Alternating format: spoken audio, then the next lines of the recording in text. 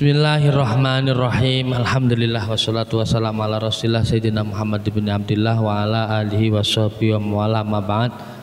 Alhamdulillah Bapak-bapak sekalian, insyaallah malam ini kita khataman kitab Qomih At-Tuhyan. Sebenarnya minggu kemarin alhamdulillah masih ada halangan, belum bisa hadir. Ya seadanya lah, adanya wong piro iki. Jadilah. Nanti saya tadi sudah ngundang Pak Ketip, Pak Fuad untuk hadir juga. Tapi insya Allah muga-muga segera hadir.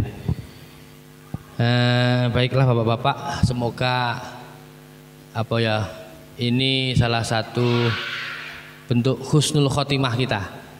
Nanti ngaji beberapa tahun lagi khatam sangar. Nanti selanjutnya apakah kita lanjut ngaji apa tidak enaknya ini? Enak ra sih gue. Kita wis rampung masalah karek ngamal nih toh iki. Nggih.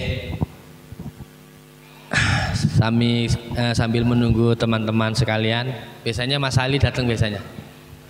Mas Ali biasanya datang nanti ya. Nah, nanti kalau nggak datang dititipkan saja.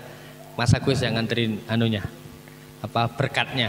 Nah, sudah dibuatin berkat kecil-kecilan tapi sudah pulang. Kemana dia? Ya, nanti kalau nggak datang kirim aja. Itu sudah lama dia ngaji kan. Masa tahu-tahu khataman nggak ikut kan nggak enak. Siapa lagi yang kira-kira sering ikut? Nanti kalau ada sisa dibagikan saja berkatnya. Baiklah Bapak-bapak yang dirahmati Allah Subhanahu wa taala. Ya mugi-mugi saged istiqomah malih. Nah, angan-angan kula nanti setelah ini kita ngaji kitab Nashaikhul Ibad. Nah, dalam Nashaikhul Ibad itu kan nanti per tema, per hadis. Insyaallah lebih enak. Tapi wallahu a'lam, dongakne mawon mugi-mugi istiqomah.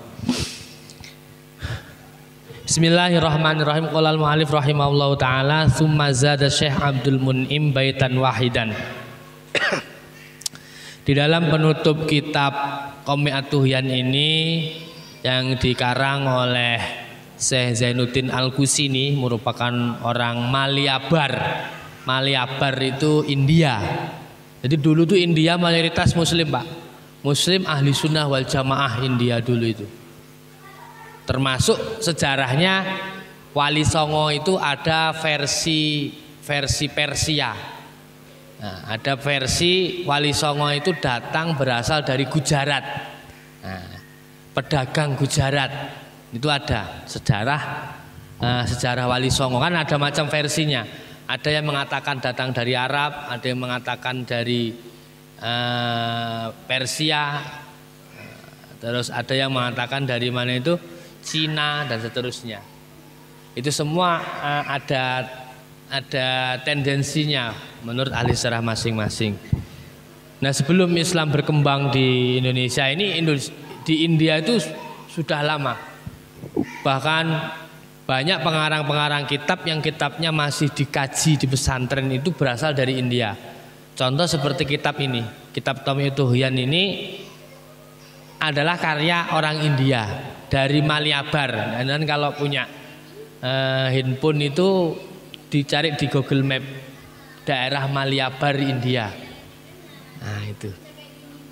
Termasuk kitab Fathul Mu'in karyanya cucunya Syekh Zainuddin Al-Qusini kalau nggak salah. Nah itu juga dari India. Seperti itu Bapak-bapak. Nah sayangnya sekarang India sedang diuji oleh Allah Subhanahu wa taala. Banyak kaum ekstremis dari golongan Nun Sewu, agama Hindu yang sangat membenci dan melawan umat Islam yang ada di India. Sampai-sampai banyak terjadi pelecehan terutama di kalangan perempuan ketika pakai kerudung dipoyoi dan seterusnya. Semoga itu segera berlalu.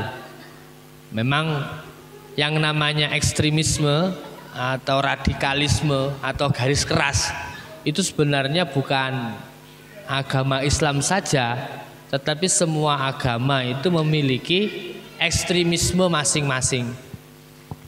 Seperti di India atau mungkin kalau di daerah Eropa ada aliran Nasrani garis keras ibadah. Artinya terorisme itu bukan serta-merta dilakukan oleh umat Islam. Dan pada kenyataannya Islam tidak mengajarkan seperti itu. Ngoten nggih. Itu sekilas. Nah, sebenarnya baitnya sudah selesai Pak kemarin itu. Sebenarnya baitnya sudah selesai pas 77 cabang iman. Lah kemudian Syekh Imam Nawawi Al-Bantani ini mengambil satu syair miliknya Syekh Abdul Mun'im. Jadi Syekh Abdul Mun'im, nah ini beliau mengatakan begini. Syekh Imam Nawawi Al-Bantani mengatakan bahwa Syekh Abdul Mun'im ini menambahkan satu bait dari bait-baitnya Syekh Zainuddin Al-Qusini, pengarang kitab Syu'abul Iman.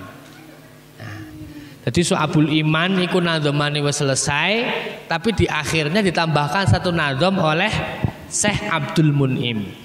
Nah, nadhomnya ini berisi mengenai sholawat kepada Nabi Muhammad Sallallahu Alaihi Wasallam. Li rojail qabul. Apa tujuannya Syekh Abdul Mun'im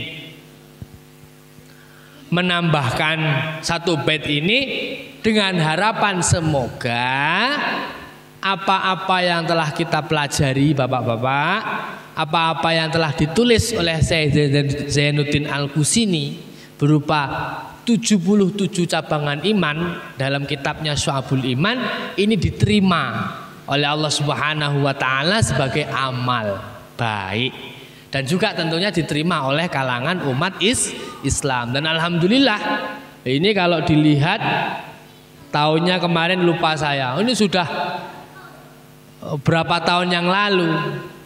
So dilihat Al-Malibar itu Syekh Zainuddin Al-Qusini itu tahun berapa itu? Ratusan tahun yang lalu. Kita masih bisa mengaji, mendengarkan bacaan kitabnya. Nah, ini subhanallah menunjukkan bahwa kitab ini benar-benar diterima. Alhamdulillah. Jadi Syekh Abdul Mun'im ini berharap semoga dengan ditambahkan satu bait yang berisi sholawat ini diterima oleh Allah Subhanahu wa taala sebagai amal baik. Amin ya rabbal alamin. Faqala, maka kemudian Syekh Abdul Mun'im berkata, "Tsumma sholatu 'alan nabi Muhammadin wal ali wassahbil ladzina yuhassamu." Tsumma sholatu, kemudian sholawat dan salam. Tsumma sholatu, kemudian sholawat itu 'alan nabi, semoga tetap kepada Nabi Muhammad sallallahu alaihi wasallam. Wal ali, dan keluarganya kanjeng Nabi, wassohbi, dan sahabatnya kanjeng Nabi, alladzina yuhassamu, yang mana mereka semua adalah keluarga, kerabat dan pelayan Nabi Muhammad sallallahu alaihi wasallam. Ini ditutup. Nah, salamnya ini enggak disebutkan. Ya, summa sholatu wassalamu, begitu enggak apa-apa, ditakdirkan. Karena ketika ada sholawat di situ ada salam, benar nggih? Fayuhassamu bidhamil ya wa fathil ha wa tasdidis sin.